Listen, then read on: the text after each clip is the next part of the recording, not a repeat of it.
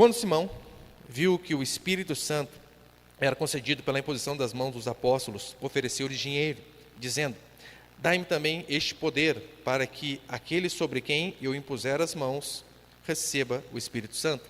Mas Pedro lhe disse: que a tua prata siga contigo para a destruição, pois pensaste em adquirir com dinheiro o dom de Deus. Tu não tens parte nem responsabilidade neste ministério, pois o teu coração não é correto diante do Senhor.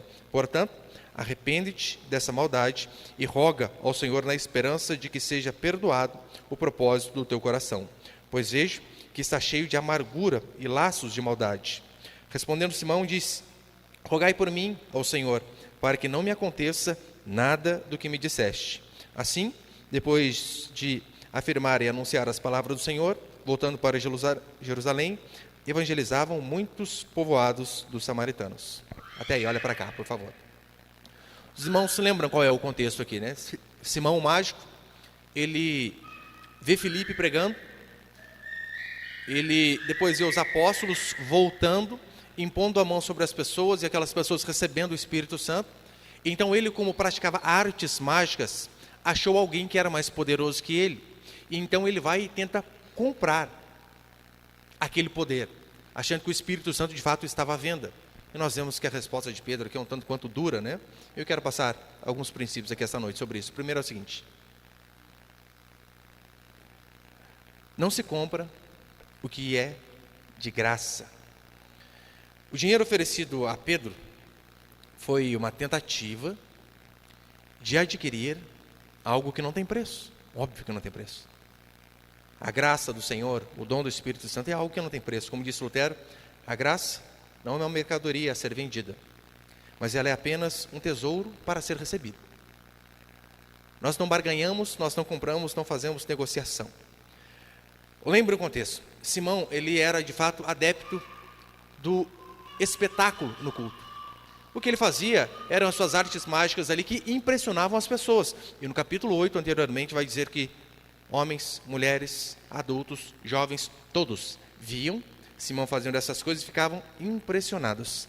Ele era alguém que estava acostumado a impressionar as pessoas com seus truques, mas aí então ele percebe que aparecem algumas pessoas que têm um poder que ele não possui.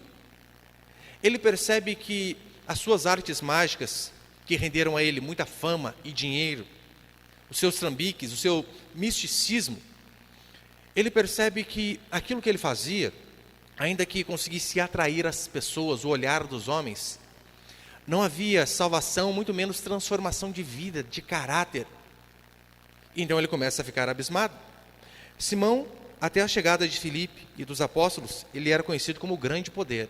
Aí então, de repente, ele vê os apóstolos impondo a mão sobre as pessoas recebendo o Espírito Santo. Ele diz: mas calma aí, há um poder que é maior que o meu. Alguém que tem mais poder do que eu.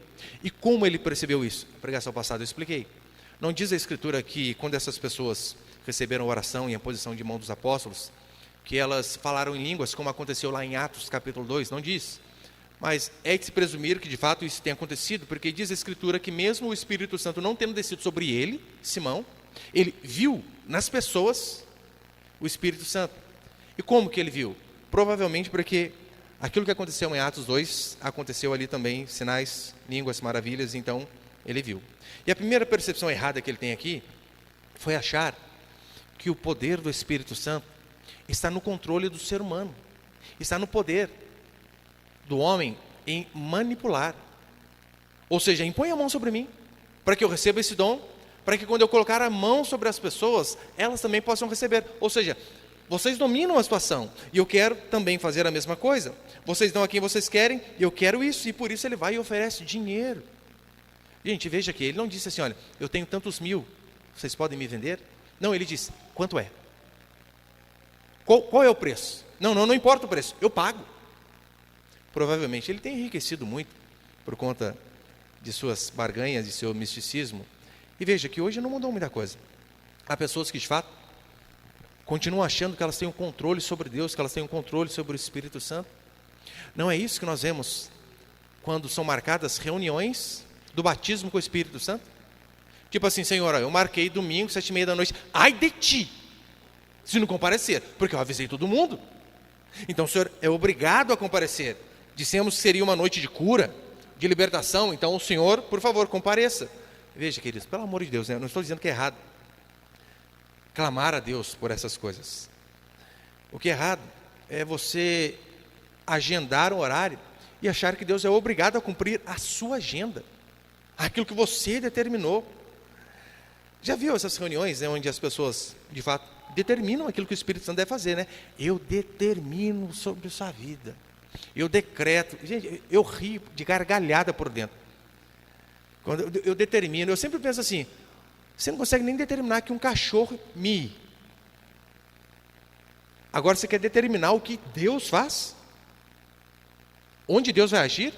Quem Ele vai transformar? E quem Ele vai abençoar? Isso é um absurdo.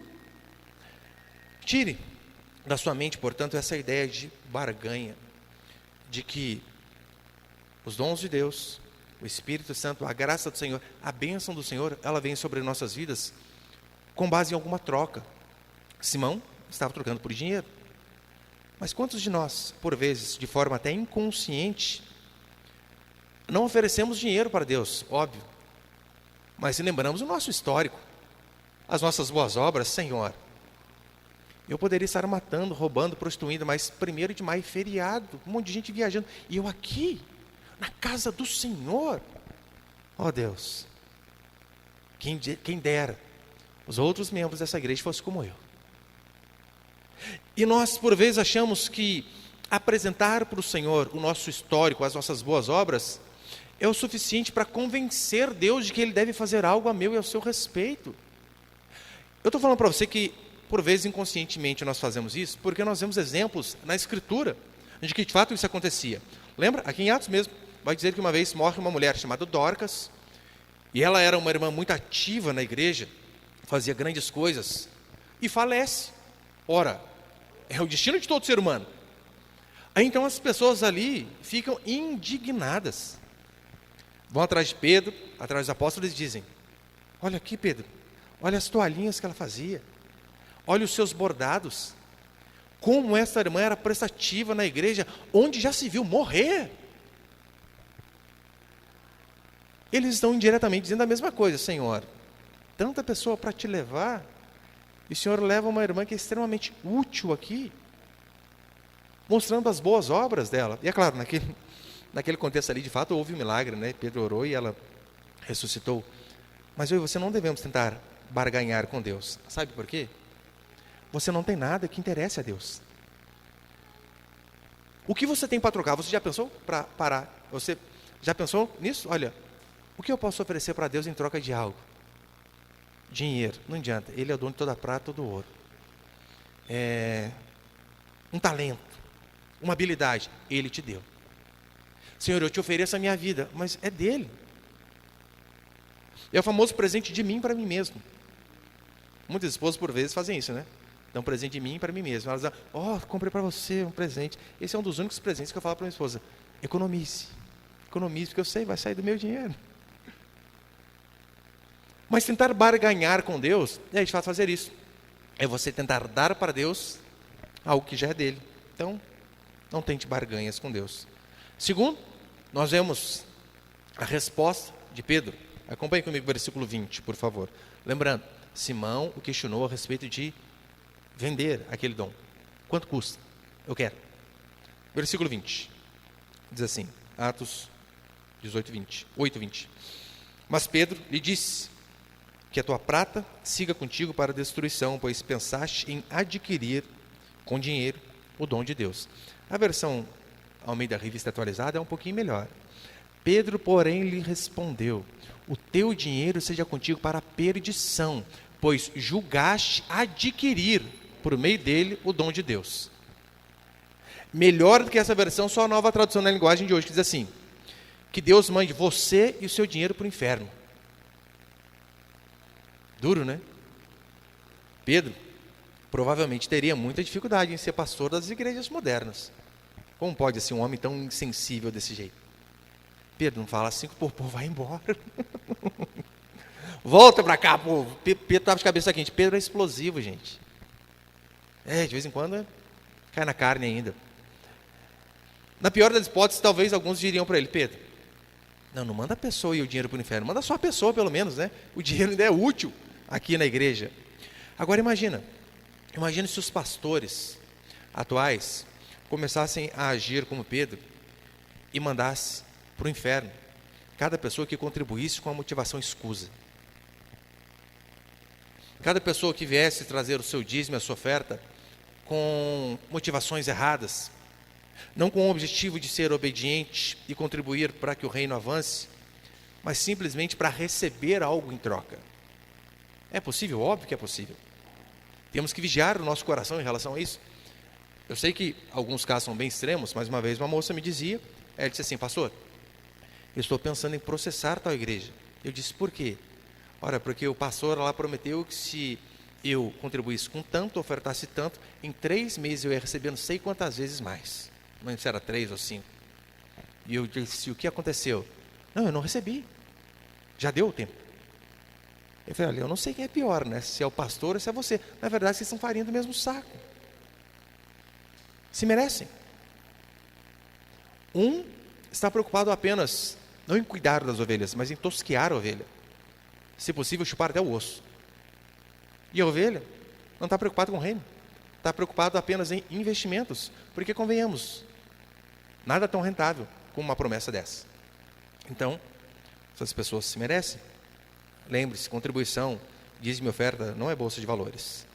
E não é a primeira vez que Pedro faz isso.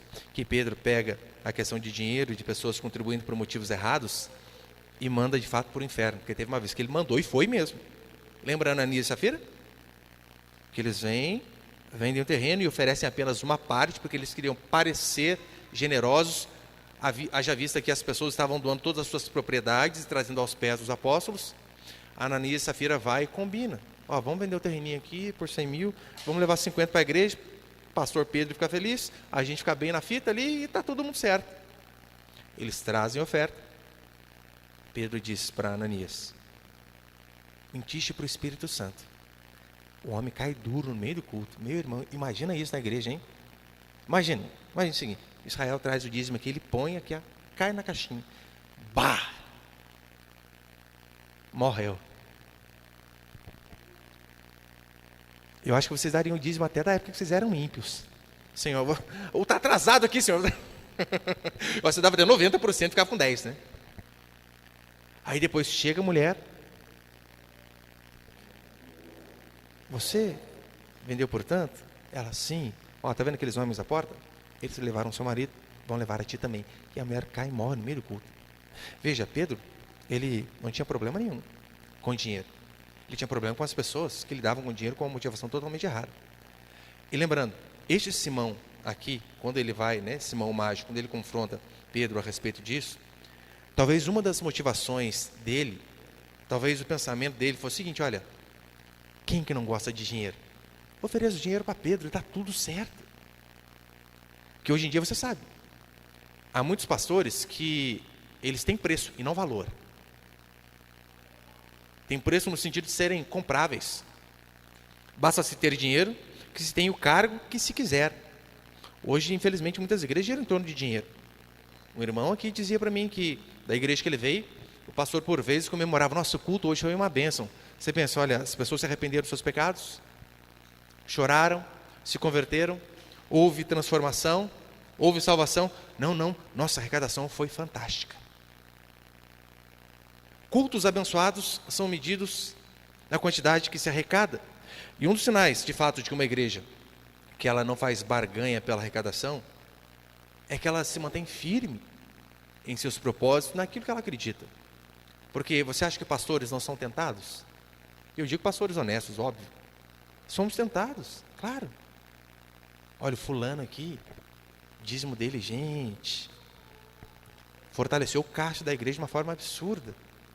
Aí você vê a esposa dele, ele, os filhos fazendo algo errado, você pensa 2 vezes: falo mesmo ou não falo? Orar que o Espírito Santo toque o coração dele. Por vezes, não são confrontados. Os mais antigos aqui na igreja sabem, já teve pessoas aqui na nossa igreja, que de fato tinham um poder aquisitivo alto, que falaram: olha, desse tipo de pregação aqui, não concordo. Se continuar assim, sai da igreja. E junto com a saída da igreja, e nós mantemos nosso posicionamento. Não, aqui é assim. A pessoa saiu. E com ela levou metade da arrecadação. Sem exagero, metade. Deus nos sustentou. Deus proveu aquilo que foi necessário. Por que teríamos medo de confrontar aquilo que é errado? Igreja séria, como eu falei, ela não tem preço. Ela tem valor. Ela tem princípios. E assim nós devemos fazer sempre. E Simão, a resposta que Pedro vai dar para esse Simão mágico é fantástica também. Versículo 21. Acompanhe comigo. Tu não tens parte nem responsabilidade neste ministério, pois teu coração não é correto diante de Deus.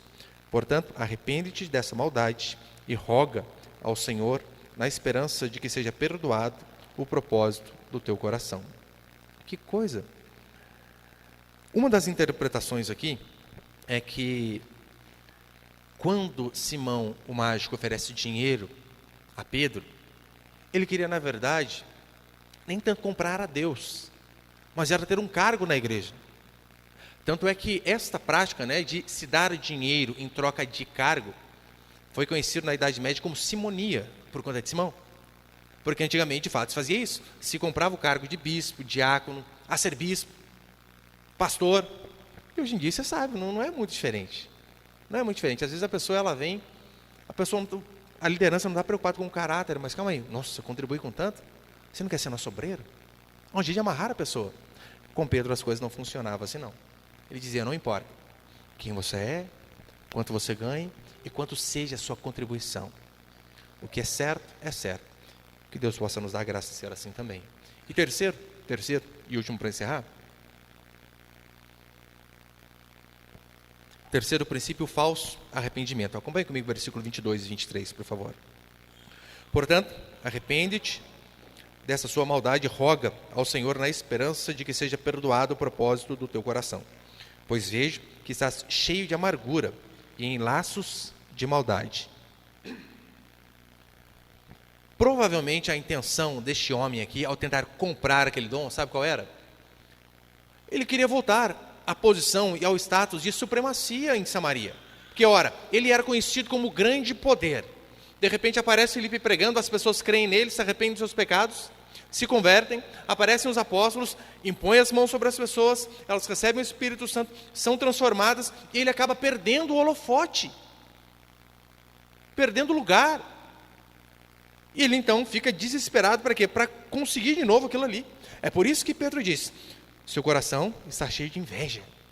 Inveja do quê? Ora, você perdeu a posição.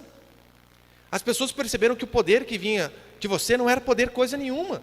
E as pessoas tiveram os olhos abertos para aquilo que é mais importante, para a verdade, e por conta disso você está cheio de inveja. Inveja de Filipe, dos apóstolos, inveja porque eles se tornaram mais conhecidos, porque eles tiveram mais seguidores. Ali no caso, Simão perdeu todos os seguidores, todos seguiram os apóstolos. Você imagina? Do nada o cara está sem ninguém. A seita de Filipe, ela foi erguida sobre a mentira. E nesse momento ela rui, cai. É o fim dela. No versículo 22, é interessante que depois da repreensão, que Pedro fala para ele, se arrepende, parece que ele de fato teve um arrependimento ali, mas não teve. Sabe por quê? Ele não reconheceu o seu pecado. Ele, quando ele faz o pedido para Pedro, olha, rogue a Deus por mim. Ele pede, rogue a Deus por mim para que Deus mude o meu coração? Não. Rogue a Deus por mim para que este mal não me sobrevenha. Ou seja, a grande preocupação daquele homem ali não era, olha, errei, meu coração é maligno, eu preciso mudar. Não, era, gente, a punição vai ser grande, me livre. Ore a Deus para que Ele me livre. A preocupação dele era com a punição. É igual criança. Já percebeu que, por vezes, criança, ela pede desculpa de algo que ela fez de errado, mas não é porque ela entendeu que ela fez algo errado e ela precisa mudar. É porque ela tem medo de apanhar. E por medo de apanhar, pai, desculpa, mãe, desculpa. Era mais ou menos o que estava acontecendo aqui com Simão, o mágico. O verdadeiro arrependimento, ele muda 3 coisas: mente, coração e ação. Nosso coração, ele é, de fato, tocado. Oh Deus, pequei contra os céus e contra ti. A nossa mente é transformada. Como Paulo diz em Romanos, transformai-vos pela renovação da vossa mente. E a nossa atitude também é mudada. É por isso que se essas três coisas não acontecem, dificilmente houve um arrependimento verdadeiro. A pessoa não vai conseguir mudar de atitude se ela não conseguiu entender no coração e na mente que aquilo era um erro, ainda que por um período ela possa conseguir. Sem ter havido um arrependimento de verdade, ela pode sim, durante um período ali, fazer uma forcinha, mas ela vai cair naquele mesmo erro.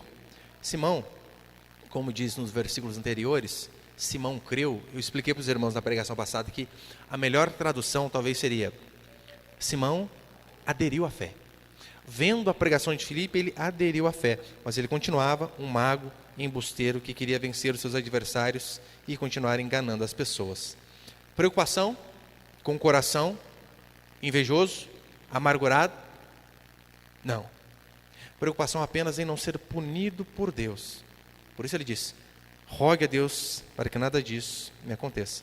Veja, ele mudou de religião porque a outra religião se tornou mais conveniente. Claro. Ele tinha lucro nessa religião aqui com artes mágicas. De repente ele veio aqui. E, gente, o pessoal daqui migrou tudo para cá. Vou para lá também. E então ele vai. Achou que seria mais lucrativo. Mas como ele não consegue lucrar com a nova religião ou com a nova igreja, tem que ir embora. Não deu certo para ele. Querer participar da obra de Deus com interesses próprios, a pessoa nunca avança. Não tem como. Pessoas que, por vezes, vêm uma igreja em ascensão, ou vêm uma igreja grande, e vem um pastor conhecido e diz: eu preciso estar ali, porque ali eu terei mais projeção. Ali eu terei mais facilidade de alcançar aquilo que eu sempre almejei. Se o objetivo é esse, você pode ter certeza, mais cedo ou mais tarde, cai por terra. Mais cedo ou mais tarde acaba falhando. Por isso eu e você não devemos buscar posições, aplausos, reconhecimentos. Devemos buscar a Deus, servir a Deus pelo simples fato de servir.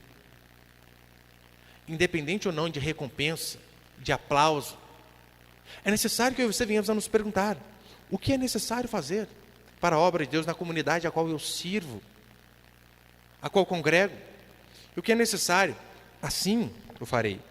A igreja ela precisa de servos, mas de servos que trabalhem pelo reino e não pelo seu próprio reino.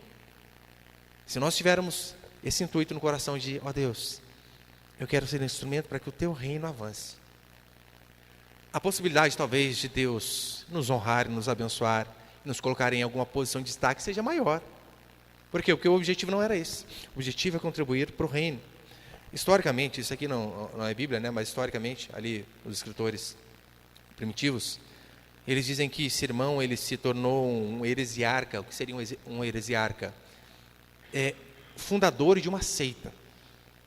Porque como ele não foi aceito pelo povo, por aquelas pessoas, ele deu um jeito de abrir a igrejinha dele. Para que você venhamos a ver que homens com suas oratórias, com o seu linguajar, com sua sabedoria, o máximo que eles podem fazer é atrair outros homens. E atrai, óbvio que atrai. Não tem aí gente que paga 7.500 para comer estrogonofe com Paulo Marçal? Tem, óbvio que aumentou agora, você sabe, né? De 5K foi para 7,5. O pastor estava quase no 5, e agora? Tem, mas homens com as suas oratórias, sabedoria, com o seu próprio poder, o máximo que eles atraem são outros homens. Mas apenas o poder de Deus tem de fato a capacidade de transformar vidas através da pregação do Evangelho. Era isso que Filipe fazia. Filipe pregava, as pessoas se arrependiam, eram batizadas, os apóstolos oravam, as pessoas recebiam o Espírito Santo e tinham a vida transformada. Este é um sinal da verdadeira obra de Deus. Que a pregação do Evangelho, de fato, tem sido pregada. Sabe qual é? Não é que a igreja está cheia de pessoas ricas. Que Deus, de fato, nos abençoe e prospere todos nós. Igual o irmão sempre fala para mim: pastor, ora aí, eu quero ser o maior dizimista da igreja. Acho que não é errado essa oração não, né? Aí que benção. Que Deus abençoe e prospere a todos nós. Mas pessoas prósperas não são sinal de que a bênção de Deus está sobre elas. Claro que não. O que mostra que, de fato, uma igreja é verdadeira, genuína, que a pregação tem sido a pregação do Evangelho ministrada nos púlpitos, é que nós vemos vidas sendo transformadas.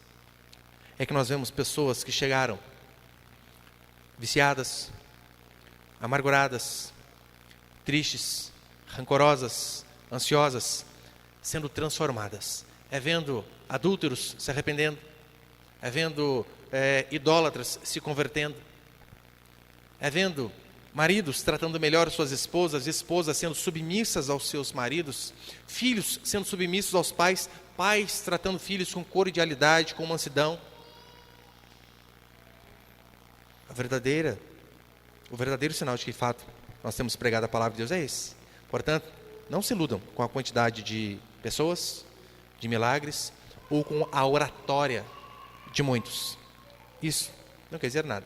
Não quer dizer nada. O resultado da obra de Deus é, de fato, a salvação acompanhada da transformação. Principalmente a transformação de caráter. Eu sei que você pode pensar assim, pastor, mas eu tenho tanta coisa ainda para mudar. Todos nós temos, óbvio que temos. Mas é de suma importância que nós venhamos a olhar para nós e falarmos, olha, eu ainda não sou aquele que eu queria ser, mas graças a Deus eu já não sou quem eu era. Comparando o eu lá atrás com o eu de hoje, a graça do Senhor tem me transformado. O resultado da obra de Deus é a salvação seguida de transformação de vidas. E que Deus possa dar a mim e a você um coração de fato inclinado para o verdadeiro arrependimento. Que não venhamos a querer fazer barganha com Deus, achar que pelo fato de não faltarmos ao culto, de fazermos boas ações, que Deus tem o dever de nos abençoar. Não há barganha com Deus, mas de fato também Deus não rejeita um coração contrito, que se quebranta diante do Senhor e que diz, Senhor, sê propício a mim, pecador. Amém, meus queridos?